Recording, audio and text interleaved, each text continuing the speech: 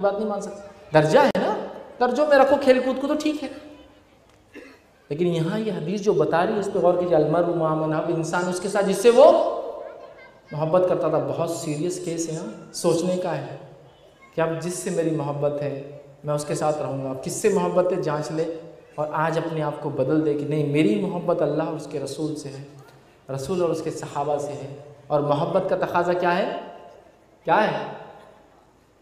جب کسی کو پسند کرتے ہو تم دنیا میں تو اس جیسا ہونا پسند کرتے ہو نا. بالوں کے سٹائل دیکھیے ہمارے کچھ نوجوانوں کی, اسپائک کٹ, پورے کانٹے بنایا پورے سر کے اندر, ہوتا ہے نا اسپائک کٹ بولیے. کیوں؟ تو میرا ہیرو, میرا اسپورٹ سٹار, میرا فٹ بالر, میرا کرکٹر اسپائک کٹ بناتا ہے تو میں اس کو فالو کرتا ہوں. اسی کو بولتے ہیں اطاعت. تو جس سے انسان محبت کرتا ہے اس جیسا ہونا چاہتا ہے, سمجھیا؟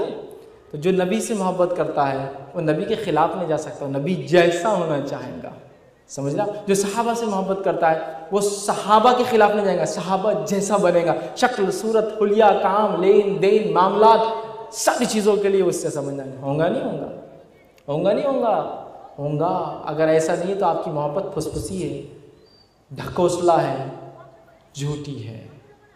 جانچنے کی ضرورت ہے اور اپنے آئیڈیلز بدلنے کی ضرورت ہے. چونکہ اللہ رب العزت نے قرآن نے فرما دیا لقد کان لکم فی رسول اللہ اسوۃ الحسنہ, اے مسلمانوں تمہارے لیے اللہ کے رسول صلی اللہ علیہ وسلم بہترین نمونہ ہے, یاد رکھیں, ٹھیک ہے؟ تو لہٰذا ہمیں کس کو ہم فالو کرتے ہیں بہت خیال رکھنا ہے نوجوان. اسی طرح آج ہم دیکھتے ہیں